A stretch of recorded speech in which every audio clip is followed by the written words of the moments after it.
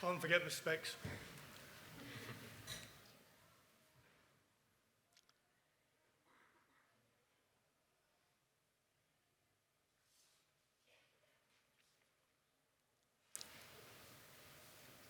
Well, can we begin by saying a big thank you to the Scunthorpe Cooperative Choir, who are actually celebrating 100 years tonight of their formation.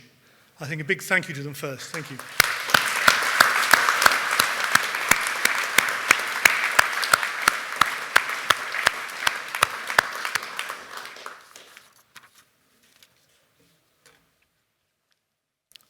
Well, hello, welcome, and thank you for joining us for your annual members' meeting of 2023. I'm David Cowell, Chair of the Board of Directors, and I'm joined on the stage this evening by our executive leadership team. From my far left, we have Henry Breeze, Interim Chief Financial Officer, Heather Lee, Chief People Officer, Mark Finn, Acting Chief Operation Officer, Laura Dunn, Chief Purpose and Proposition Officer, and Rob Allen, our Group Secretary and General Counsel. On my right, we have Alison Hands, our Chief Executive Officer, Directors Nicola Berry, Society President, Jane Moat, who is Chair of the Remuneration Committee, and Steve Hughes, Chair of the Search and Membership Committee.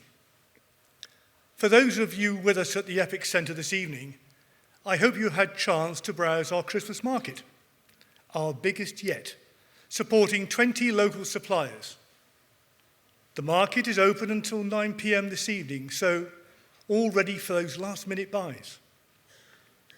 As ever, we want you to get involved this evening.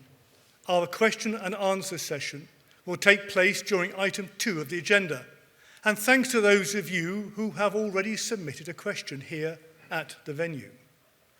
We'll also be taking questions from the floor and from our online audience. To ask a question online, look for the message icon on your screen. We'll get through as many of your questions as we can, and we'll be posting full and detailed responses on our website in the coming days. Now, if you've joined the Society within the last 6 months or you are under 16 years of age, you won't be eligible to vote this evening, but we would encourage you to use your vote at future meetings. For those of you who are eligible to vote, here is a short video explaining how to cast your vote, both in the room and online. Casting your vote is as easy as 1, 2, 3. For members joining us in person at the venue, the motions will appear on your voting device screen during the meeting. The chair will indicate when to vote on each motion. Press 1 to vote for. Press 2 to vote against. Press 3 to vote abstain. You'll receive a notification to let you know your vote has been received. To cancel your vote, press the X button. You can then change your mind by pressing another option whilst the vote is open. If you need help, please raise your hand and a member of our team will come to help you. For members joining us online, when the vote is open, the voting button will appear in the navigation bar. Choose how you'd like to vote. Your selected response will change colour, and a confirmation message will appear to indicate your vote has been cast and received. There is no submit button. If you make a mistake or wish to cancel your vote, simply reselect the correct choice. You can change your mind while the vote is open. If you need help, please check the voting help document in the Documents tab. After the motion opens, a countdown timer will appear on screen. The vote will close when the green bar runs out. The first vote will be open a little longer so you can familiarise yourself with the process. You're all set. Now back to the chair to continue with the meeting. So when the time comes to vote, if you need any help, please raise your hand and a colleague will come to you. For those online, you will find help in the Documents tab. Now, a copy of the agenda for this evening can be found in your member pack for those of you here at the venue. For those online, you will find this in the Documents tab.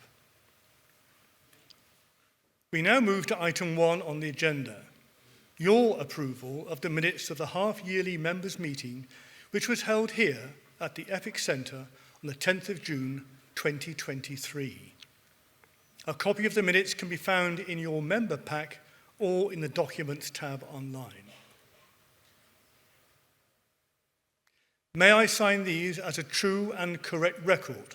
Please cast your votes on the keypads here at the venue or on your devices at home now.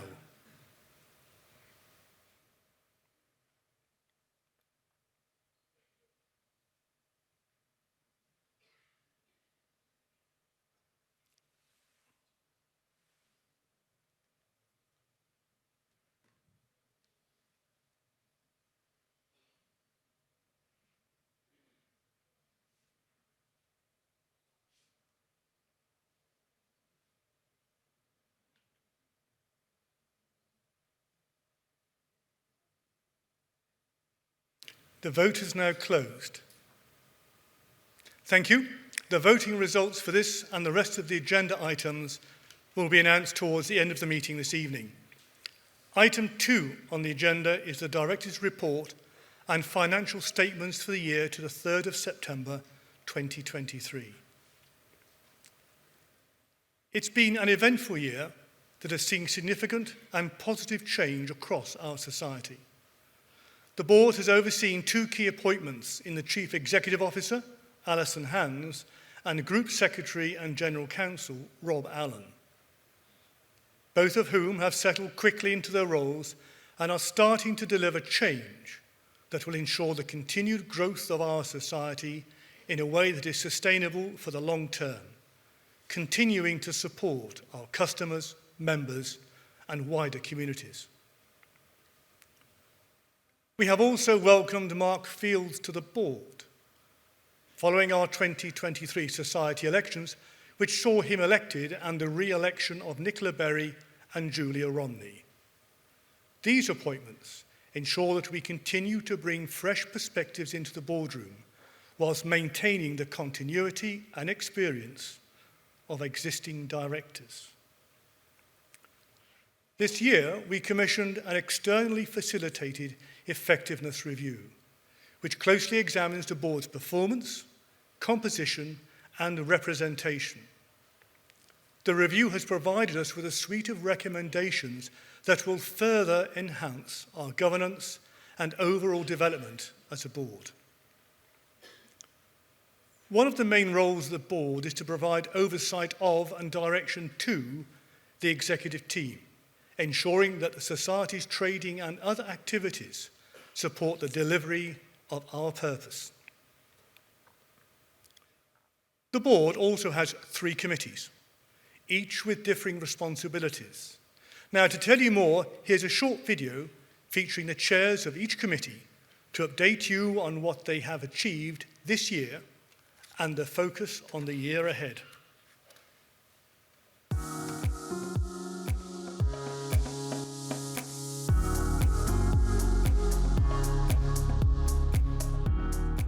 The remit of the Search and Membership Committee is to ensure that the board is of an appropriate size and has sufficient skills, knowledge and experience to run the business of the Society and to make sure there is sufficient engagement with its Society members.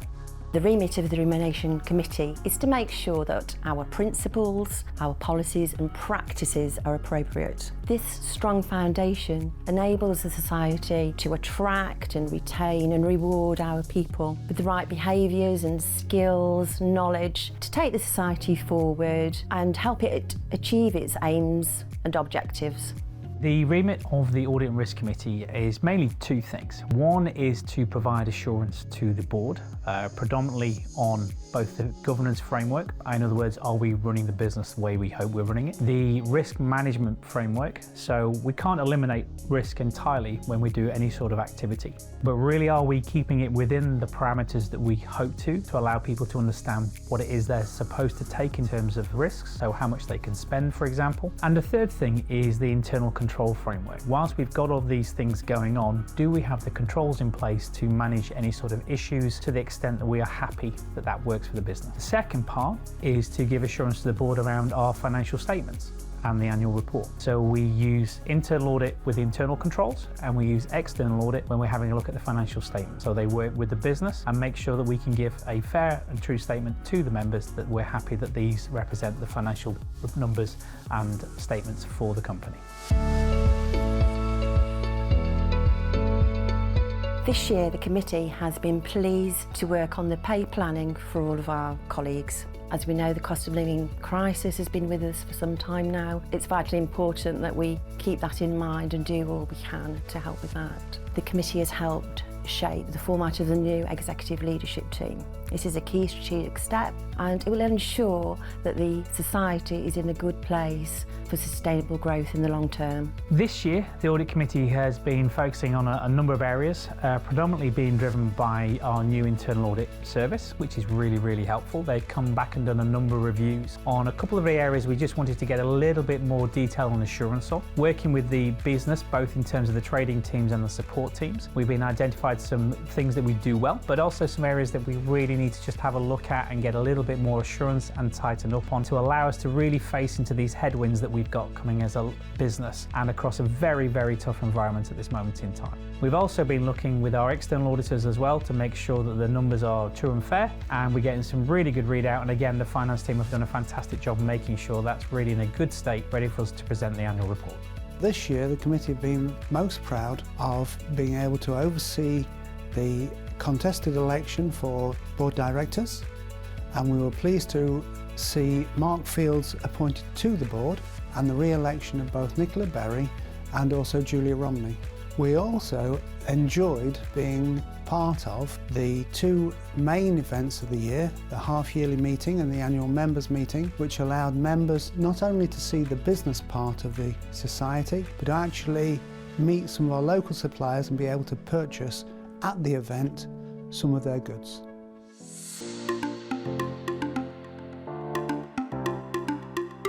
Our priorities for next year really are to keep going the way we're going in terms of looking at the internal controls, having a look about the assurance that we can give to the business, also working with what we've now established within the Lincolnshire Co-op, which is the Risk and Assurance Group. They're looking at the risks and managing those within the group, things that might cross the boundaries, things we've not looked at before, and it's about providing support and encouragement and challenge to that group as well. And I think that, for me, is one of the big areas we're going to see an improvement on within the business to really push the Lincolnshire Co-op onto the next stage of its growth. Next year we have two main priorities. Firstly, to refine the election process further so that the board can be representative of and recognise the diversity of members across our trading area. Secondly, we would like to meet more members and potential customers so that we can understand the requirements and try to meet those needs going forward, and we hope to do this by a variety of channels.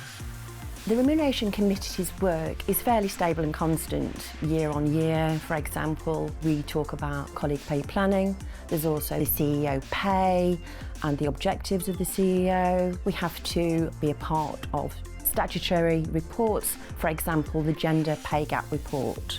As we know, we're in a cost of living crisis, and that will be front and centre as we think about pay planning next year, and we'll continue to work closely with our CEO and our Chief People Officer with the aim of that we all want to achieve the best possible outcomes for all of our people.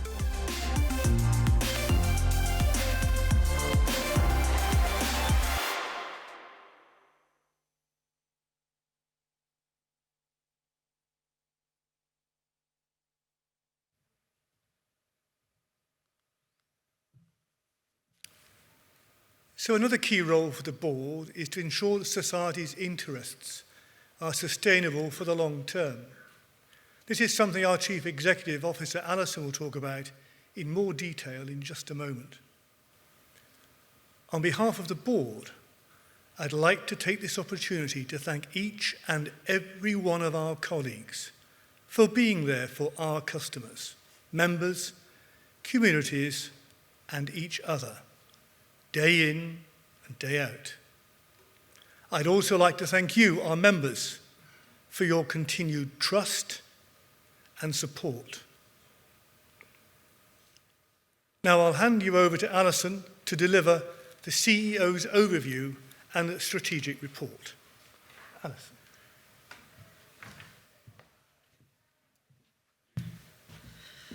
Thank you very much, David. Good evening. It's great to see so many of you with us this evening on what is a particularly nasty evening. And as we look back at this year, that was the year that was, and look ahead to the future. Now, since joining the Society in April, it's been important for me to spend some time really understanding more about this diverse business, our amazing colleagues, and our communities, and you, our members.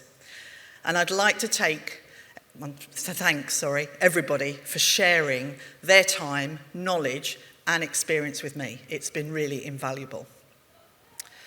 I'd particularly like to call out a big thank you to our colleagues who've attended the Talk to Alison feedback sessions, which were open to all of our colleagues from across the business and the breadth of our trading area. And I personally have found those sessions invaluable, and they've given me lots of insight and information. All of that has given me a greater understanding of our challenges, as well as our opportunities to further deliver on our purpose to bring together energy, ideas, and resources to make life better in our communities. Looking back at the year, as we've said, market conditions continue to be challenging, but your co-op has had and recorded a relatively strong performance. Food achieved a 3% growth, pharmacy 11%, and funeral and floristry 6%, and travel ended the year at level. But like other organisations across the country, we've seen significant inflation in costs. Our people costs rose by 10% this year, driven by the increase in the national living wage, and the introduction of key roles to address the increasing risks and obligations associated with areas such as data privacy, financial compliance, and cyber security. Like everyone else, we've seen energy bills jump, and by 67% ourselves, and the cost of getting food to our stores went up by 8%, and that alone added an extra £1 million in costs. In food, we have been working to really increase our volume sales, and I'm pleased to say our focus on this has seen a 1% increase in the second half of the financial year. We've also invested in our food business, with £8.9 million being put into our new stores in Barrowby, near Grantham, Warsop, Bilsthorpe, near Mansfield, and Skellingthorpe Road in Lincoln. And all 4 stores have got off to a tremendous start, and the teams have fostered really strong relationships with their communities. We've also invested in our pharmacy business, with £600,000 being invested into automated dispensing to improve efficiency, allowing branch colleagues to deliver more services to our patients, enabling our purpose through caring for the health and well-being of our communities.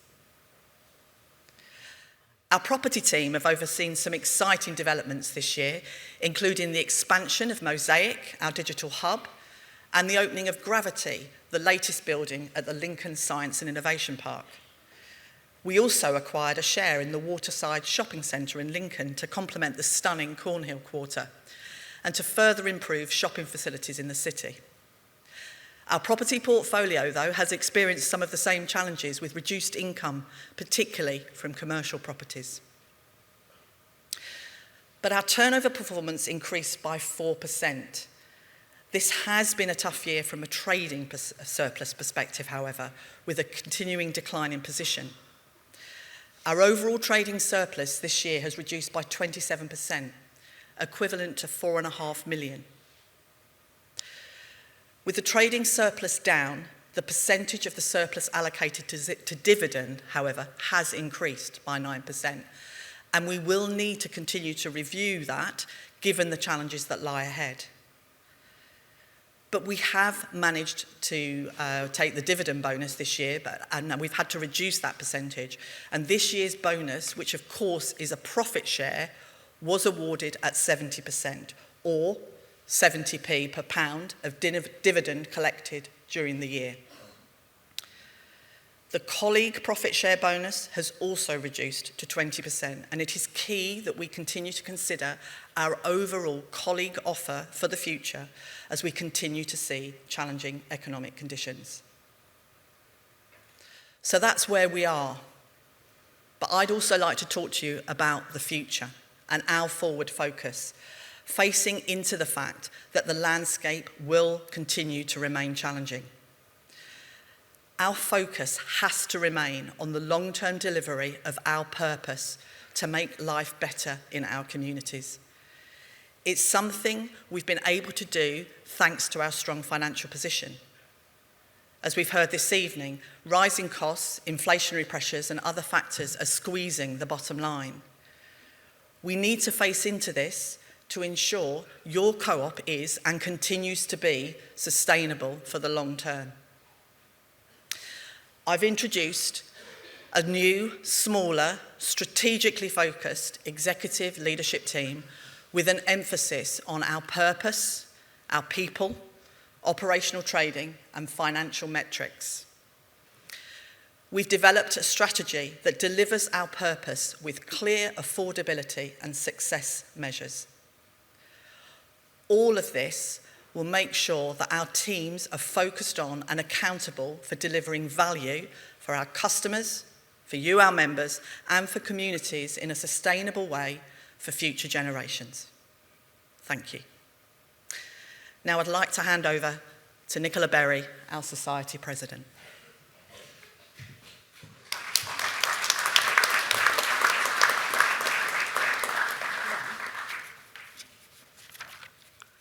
Thank you, Alison. Good evening, members. Together as a society, we've had another busy year. To show you more, we've prepared a short film with some of the highlights of the year. As a member-owned co-op reinvesting profits locally, our purpose is the foundation of everything we do. We strive to make life better in our communities, whether that's by providing and supporting valued services, looking after our local environment, caring for health and well-being, or growing the local economy. Our members are central to that. And this year we celebrated an incredible 25 years of the dividend card.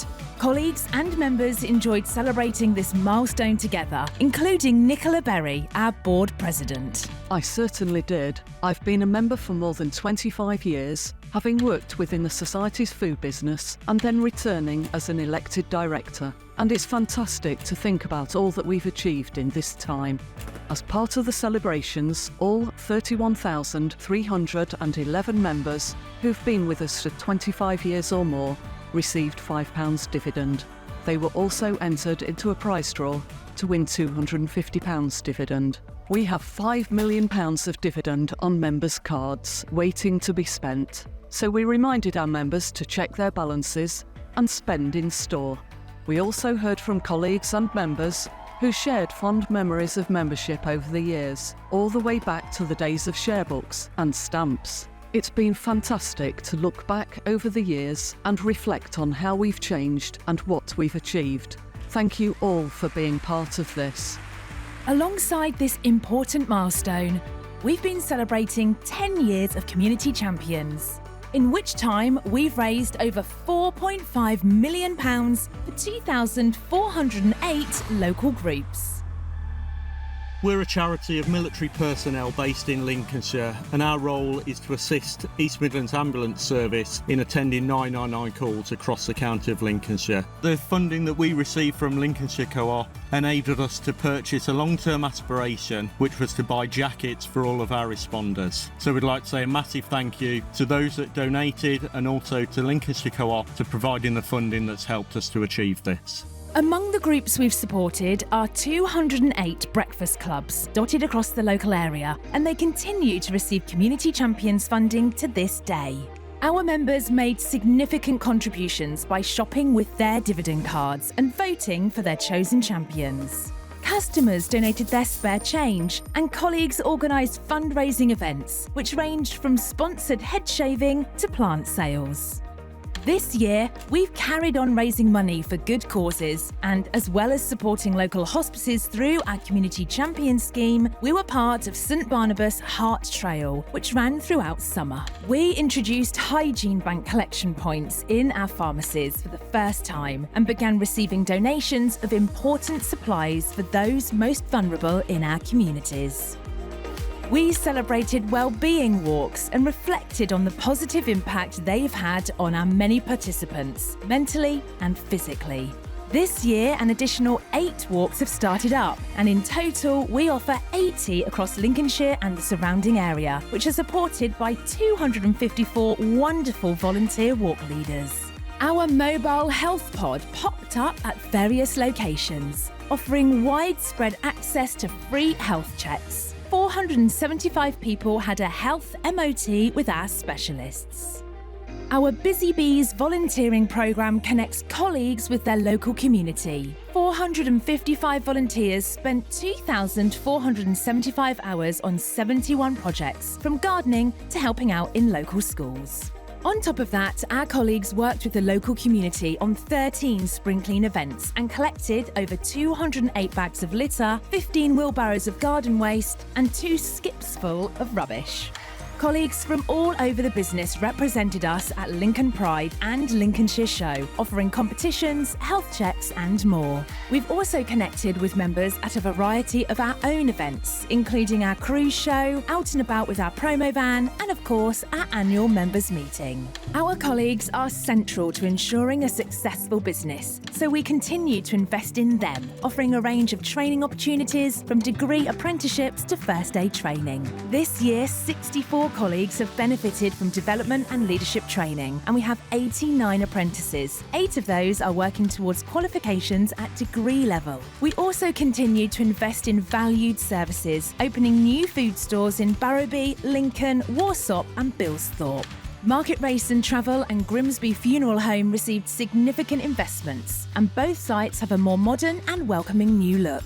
On top of that, we welcomed Winterton Pharmacy into our growing business. New outlets, refurbishments and project investments saw £14 million spent with local contractors through our construction programme, helping boost the local economy. 3 new tenants set up shop in our Cornhill quarter, including Jailhouse Frock, Freckleface and love local producer Naked Marshmallow. Mosaic, our digital hub in Lincoln, expanded to create more space for the growing local businesses it accommodates, as well as welcoming new tenants into the shared space.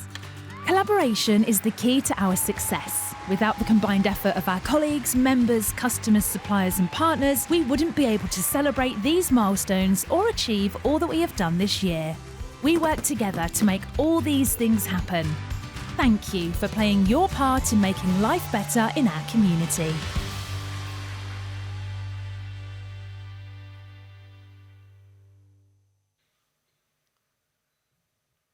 Our membership and community teams have been out across our trading area, engaging with customers and members at our pop-up health pods, wellbeing walks, new store openings and local shows. We've been asking what you think Lincolnshire Co-op should be doing in your area. Over 1,000 of you have given us ideas, suggestions and feedback, which we're sharing with our teams. Your suggestions have included things like community groups in need of funding, projects we can support with our colleague volunteering scheme, businesses you'd like to see member offers from, and so much more. Thank you for getting involved. As members, I'd encourage you to make the most of your membership by scanning your Dividend app, card, or key fob every time you shop with us to make sure you and your community benefit. Don't forget your membership also gets you discounts and offers with other local businesses, so you can support local and save money at the same time. We've recently made a change to our membership scheme. As we continue to explore digital services, including the development of a new membership app, we had to close our junior membership scheme because of data privacy laws and the age of consent for digital services. However, we know that free fruit in particular is a much loved benefit, so members can now add under 13s to their membership so they continue to enjoy a free apple, orange or banana at selected times in the year. If you haven't done so already, make sure you add your children to your account before the free fruit returns in January. Don't forget to opt in to family-themed communications so we can send free fruit cards and birthday treats to you in the post. In a year where we've had so much to celebrate, it's been a pleasure to serve as your president, and I'm looking forward to seeing what the next 6 months have in store. Thank you.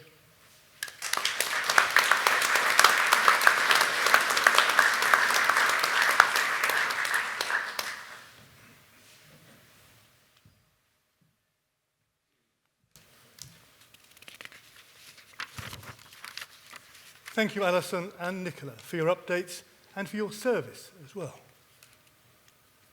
Now, before we get to the vote for item 2, we have our question and answer session. As usual, Laura Dunn, our Chief Purpose and Proposition Officer, will host a session. Laura. Thank you, David. Okay, so we've got a number of questions that come in the room that you've given us on the postcards. We've also got questions online. We've got nearly 500 members joining us online this evening. And then after we've covered those questions, we're going to open up the floor to anyone who wants to ask a question. Just wait for the mic before you do that. So, first question we've had on the postcards. What is the plan for the former food store site on Skellingthorpe Road? When will this start and when is it due for completion? I'd like to ask Kevin, our Head of Property, to come and answer this question, please.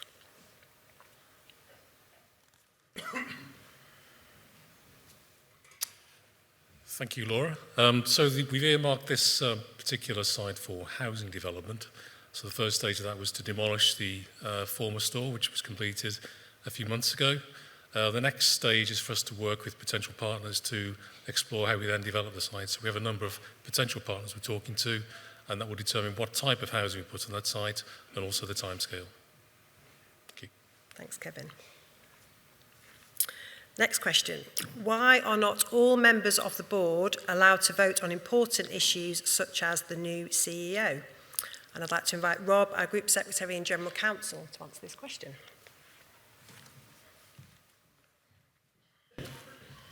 Thank you, Laura. I love a good governance question. So the board as a whole are required to approve the appointment of both the CEO and my role as Group Secretary. For those that are interested, it's set out in the Society's rulebook under Rule 33A, subsection 3. And the rulebook is available to view on the Society's external website. Thank you. Thanks, Rob. Now I've got a number of questions for Mark, our Chief Operating Officer. First one, why don't you close on Boxing Day so staff can enjoy Christmas? Am I? Yes. You can use the mic. Good evening, everybody. Nice to see you all again. The Boxing Day one is always a tricky one, isn't it? We've set our stall out really to be a food retailer in the community.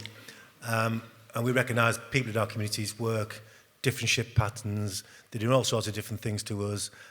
And that's why we try to match our trading hours to meet those conditions. We serve thousands and thousands of customers on Boxing Day. Not everybody has the same Christmas. So we just feel we ought to open. We do balance that with the well-being of our colleagues. And in the main, our stores are staffed by those who are happy to work on Boxing Day. Because not surprisingly, not everybody wants to be at home on Boxing Day either. So I hope that answers the question. It's always a tricky one though, and I appreciate the question. Next question for you, Mark. Why are you closing all the Grimsby branches? First Nunsthorpe, then Cambridge Road. Where next? Well, the good news is we are opening in Laceby in early summer, then Scartho in late summer. So there's 2 new ones for Grimsby. The two we've moved on. We are a bit hamstrung really in some communities in that we are tied to the Co-op group range.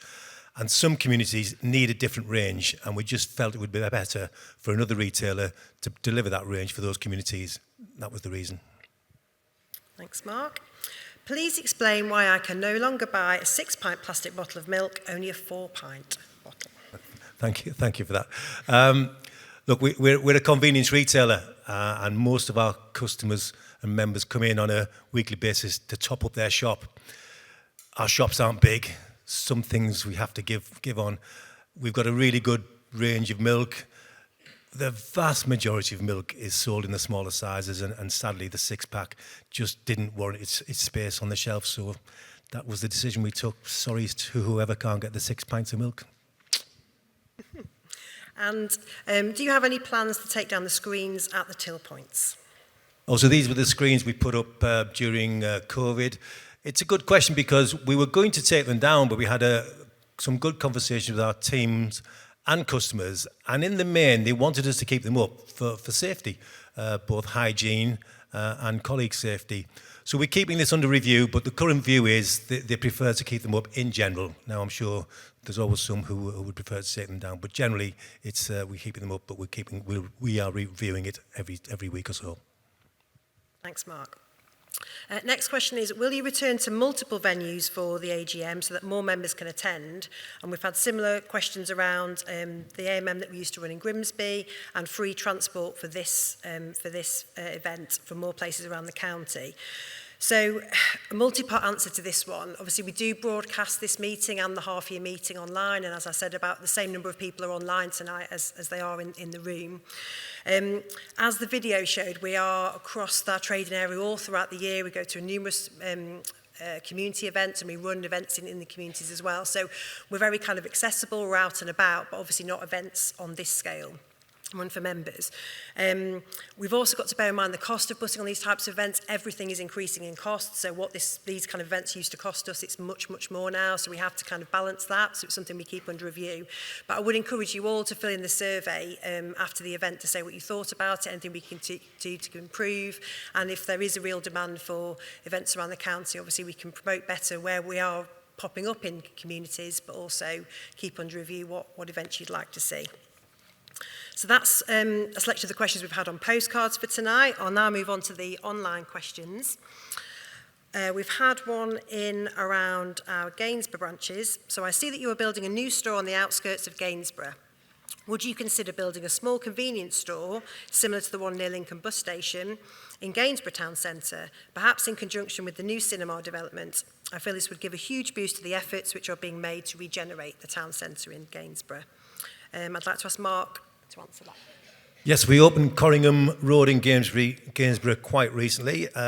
Another commitment to our new store opening programme, and it's doing great. Really, really good location. And the answer to the second question, are we interested in new sites? Yes, we are. And certainly the one in Gainsborough is interesting. The good news is we've now invested with a software package that is going to help us get good sites. So it takes away a bit of responsibility from me who thinks, oh, that might be good. We're going to have some real data to help us pick these sites in future and be a better investment for our colleagues and members and communities. Thanks, Mark. Next question is around the food we stock. If I want to, I can buy several types of Japanese sushi at my local co-op store, yet I cannot buy far less exotic items such as brown flour or cranberry sauce. Why is this? I think that Lincolnshire Co-op should ensure that basic food items are readily available in its stores, otherwise shoppers will go elsewhere for them and could end up doing their whole shop elsewhere. Again, this one for you, Mark. Whoever sent that in, I share your frustration. Frankly, whatever we say we should stock, we should be stocking, and we should have availability. There are a whole host of reasons why we may not. I'm really disappointed to find we've got no cranberry sauce in one of our stores. And if the store team needs some help, I'm sure we'll give them that, but we'll need to know which store it is. So look, it's challenging out there, but we just got to do better. And the team are here tonight and listening, and they'll be all looking in their stores tomorrow for cranberry sauce, I suspect, because we need to keep it on sale. Pressure there, Mark. Hold on. Next question from online. Could we have more points on items in store like big supermarkets do on our card and more people would use the stores? So I'll kind of answer that. Obviously, we've got dividend on all items at the moment in store, so 1% dividend on all items in food with the food exclusions, and we've got double dividend on fruit and veg, our Love Local range, and the Fair Trade range. For a 3 month trial up until November, we did try extra dividend on a number of projects, number of products, to see how that went. That didn't actually do anything for sales. We didn't see members buying anymore or reacting particularly positive to that. So that was a trial that we ran to see how that would go. Member reward is something that we are always looking at, and obviously there's lots happening in the market at the moment, and we were actually discussing it at a board meeting yesterday. So it is a live topic and something we continue to keep under review. We want to give members as much reward as possible, but bearing in mind the kind of headwinds and the cost pressures we're under at the moment. So constantly under review, but all the feedback you can give us, all the ideas you've got, obviously always welcome, because it's reward for members. The next question we have is around a property question. So are there any plans to update the parade in Cherry Willingham, which looks outdated, a bit scruffy, and well behind other Lincolnshire co-op sites? And I'll invite Kevin, our head of property, to answer this one.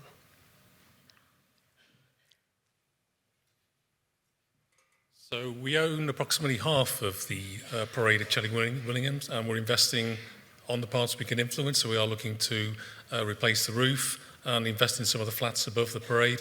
We're also looking to improve the delivery yard at the back. So where we can, we will invest to improve the parade. And the final question we've had online is for Heather, our Chief People Officer.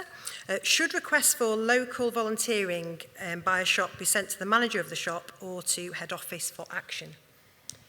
We'd love to hear from you any way at all that you can. So yes, when you're applying for a community grant champion scheme, there is an option on that form to say you'd like volunteering, but equally please get in touch with us by phone or email at our support centre in Lincoln, and we can certainly have a look at how we could support your event.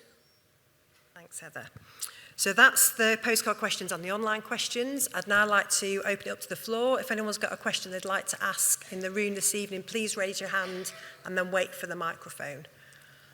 I've got at the front here, I think the microphone's coming.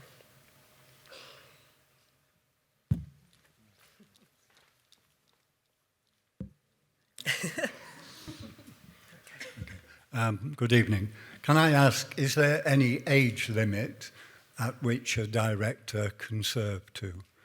Secondly, what's going to happen to the old co-op store in Central Street?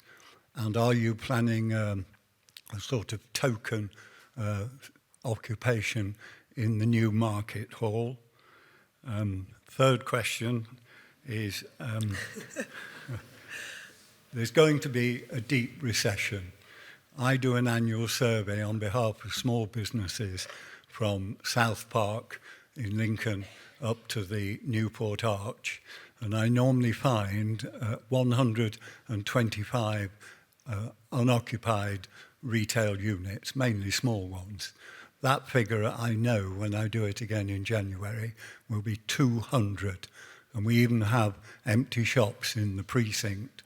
So you've done very, very well so far to maintain your gross margins. You've been hit by rising costs. So are you prepared for the onslaught? And then final question, what training schemes do you have for your staff? Because you're only as good as your staff. Do you have in-house training? Do you have a training company? And do you train to City and Guilds and NVQs? I note you've got 89 apprentices, which is marvellous. So, thank you. Okay, I'll try and remember those. Should have brought a pen up, that's a lesson for me. First question was around the age limit. Rob, do you want to answer that? Yep. Is this on? Yep. So age is not the determining factor, it's more the length of term that you serve. So generally there is a 9-year rule for directors, but if it would be helpful, we can put some more information on the website that talks about the limits that apply to serving directors, but it is the term rather than the age that's important. And then Kevin, do you want to come up and answer the question around City Square and the Central Market? So City Square has been a busy year looking at the former store we have on Central Street. So that's early in the year we had plans for older people's housing to go in there. We also got outlined planning permission for a new hotel. The older people's housing has now gone away. The developers have moved on. But we are very pleased to say we've got outlined planning permission now for a hotel. And we've got very active interest now from a developer operator. And we're looking to move that forward early in the new year to get full planning permission for a new hotel on that site. So that's good news. The remainder of the site, we're looking at options. It's likely to be housing in parcels. Again, we're looking to assess what the demand is for a particular type of housing we will put there. In terms of a presence in the market, that's an interesting question. I don't think we're going to answer for that one, but it's certainly something we can look at. Thanks, Kevin. And in terms of kind of property portfolio and headwinds, do you want to answer that, Alison? The microphone should work. Hello. So yes, I totally agree with your comment, and yes, we are putting in place a very detailed piece of work around the whole of our property portfolio to understand the properties that we really want to continue to develop and ensure that we're using those in the right place, but also the ones that we maybe need to divest from. But also I think the point is actually how you manage risk around some of that and ensure that you get that breadth. And that's why we've been spending a lot of time on our strategic plan to manage the risk that you're actually calling out there. So hopefully that answers the question. Thanks, Alison. And the question on training for you, Heather. Hi, yes, that was a great question, so thanks for asking. So we have our own in-house learning and development team, and Sarah, our learning and development manager, is here in the audience this evening. We run a range of development programmes and training programmes for our staff, and where possible, they are externally recognised qualifications with providers like City and Guilds, ILM, which is the Institute of Leadership and Management, or the Chartered Managers Institute. And we recognise that giving our colleagues an externally recognised qualification helps them to have the confidence to know their skills, knowledge and experience are being kept up to date. And that's really important to us. So I hope that helps. Thanks, Heather. Any more questions in the room this evening? Okay. Hello. In the past, you used to have the Lincolnshire Co-op bags.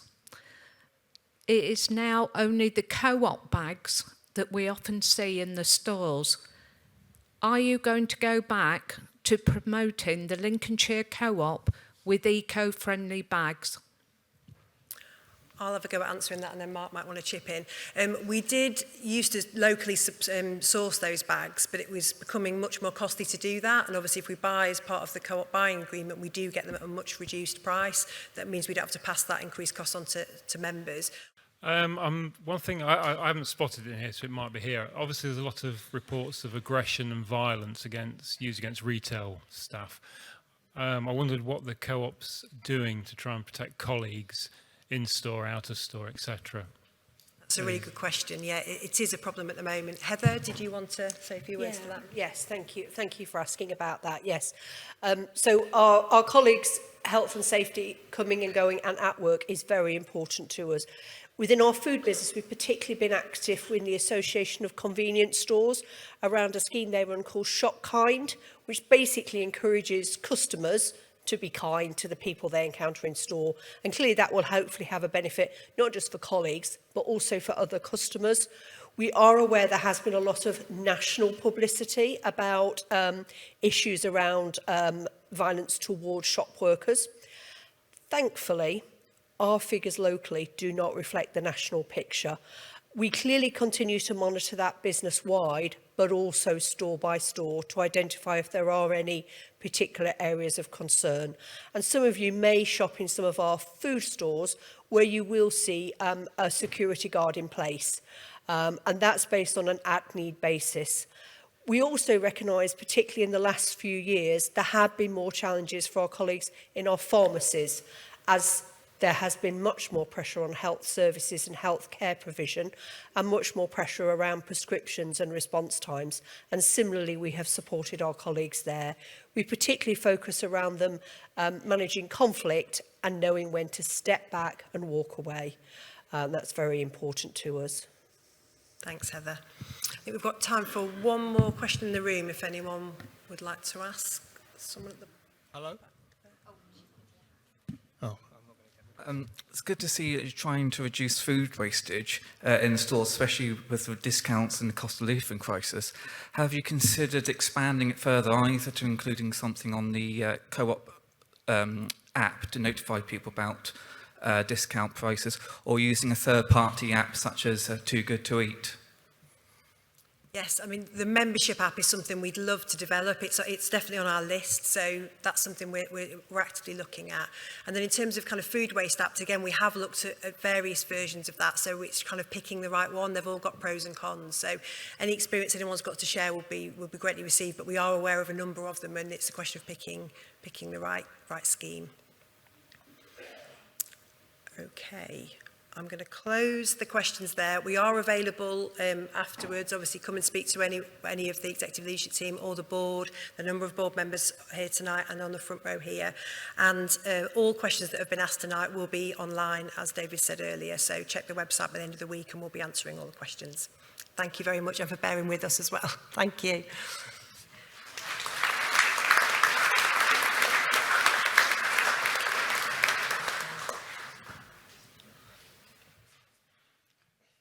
Well, first of all, may I just apologise for the interruption to the Q&A session there.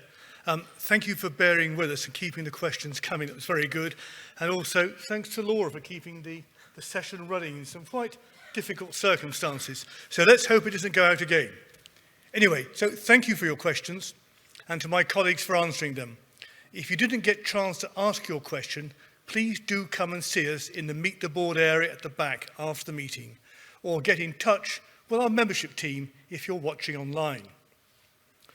Now we move to the vote for item 2. Would members agree to receive the director's report and financial statements? Please cast your votes on the keypads here at the venue or on your devices at home now.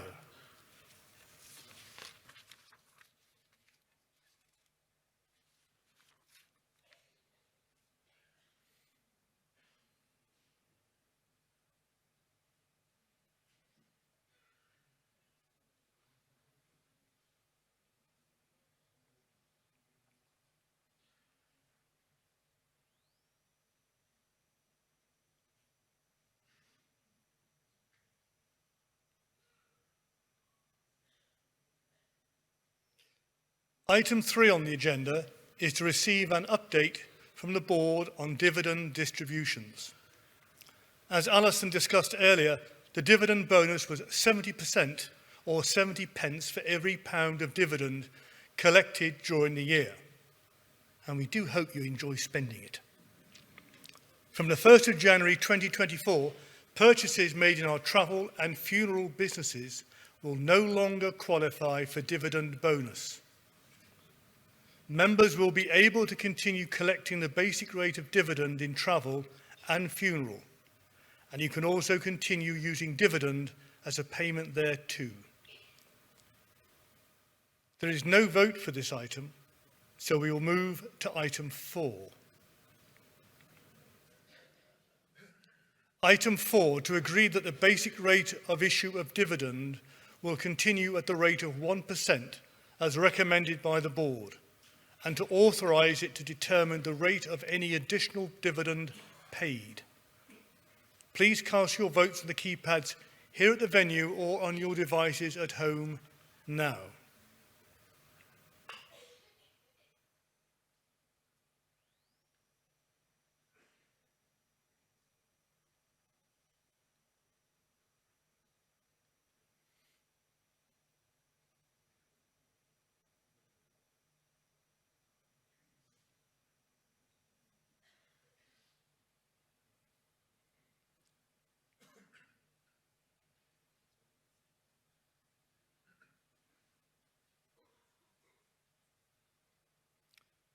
Item 5 is the ratification of Ian Haldenby's reappointment as a director following his appointment by the elected directors under Rule 62B.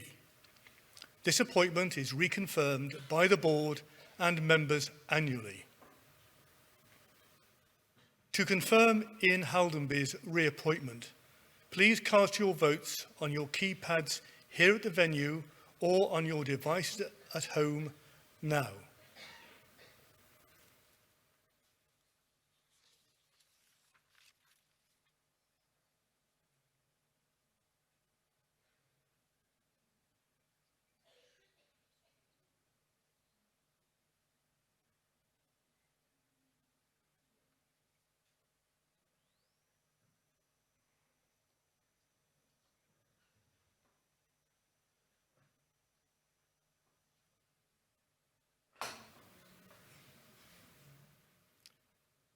I'm now going to hand over to our President, Nicola Berry, to introduce the voting for the next agenda item. Nicola.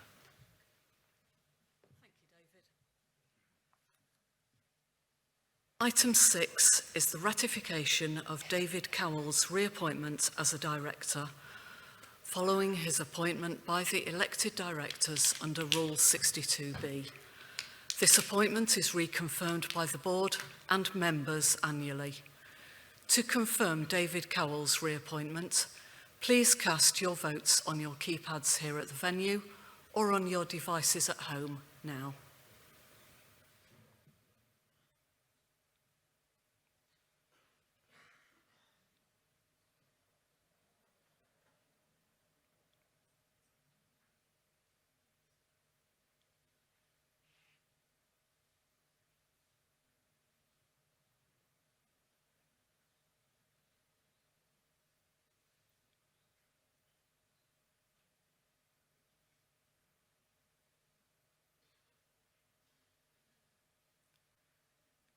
Ian and David are the only directors who are appointed.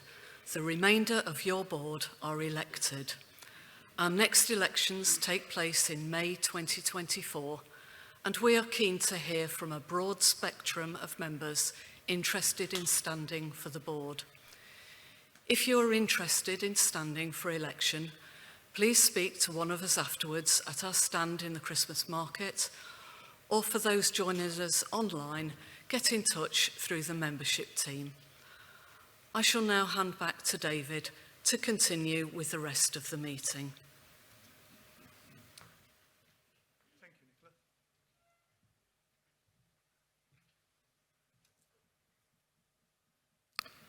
Nicola. Now, item 7 on the agenda is to approve the appointment of Mazars LLP as the Society's external auditors. The remuneration of the external auditors is to be fixed by the Board of Directors. Now, before we vote on this item, I'd like to invite Andrew Williams from Mazars LLP to say a few words. Andrew.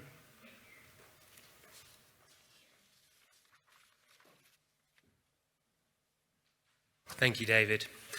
And thank you, and lovely to see everybody here out supporting the Society this evening. I'm Andrew Williams, an Audit Director with Mazars. We were appointed as auditors last year, 2022, and this is our second year in post for this year. Page 35 within the annual report and accounts shows our opinion for the financial year. And that states that, in our opinion, the financial statements give a true and fair view of the group's affairs at the 2nd of September 2023 and for the period then ended, an assurance that the accounts are free from material misstatement. We'd like to thank the cooperative team for their cooperation and support to complete our work and enable us to give us our opinion. Thank you. Thank you, Andrew.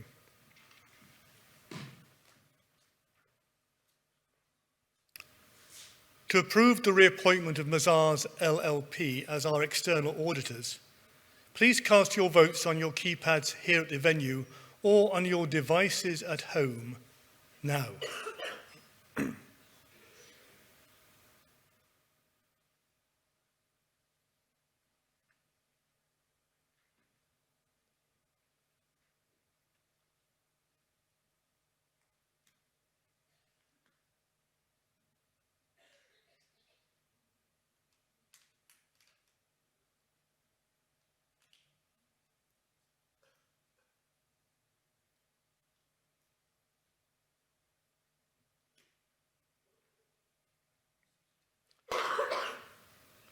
That concludes the voting items for this evening's meeting.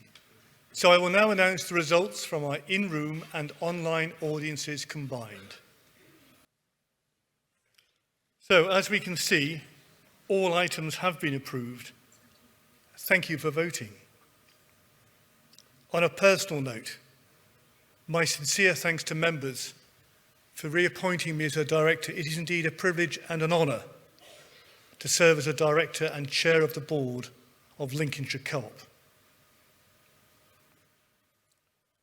I now formally close the meeting. All that remains is for me to thank the membership team for organising your annual members' meeting, and to everyone who has been involved in making tonight possible. As a thank you for taking part in tonight's meeting, in person or online, we'll be adding £5 of dividend to your account. This will be paid on Thursday the 14th of December 2023. Perfectly timed for a few little extra festive treats.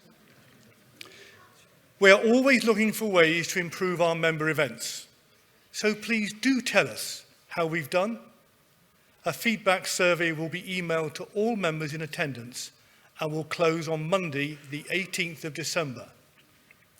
As a thank you for your feedback, we'll enter you into a prize draw to win £50 in dividend. And finally, on behalf of the Board of Directors and our colleagues, thank you again for joining us this evening. For those of you here in the venue, do pop back to Christmas Market and have a very safe journey home, and of course, a very Merry Christmas and a Happy New Year to you all.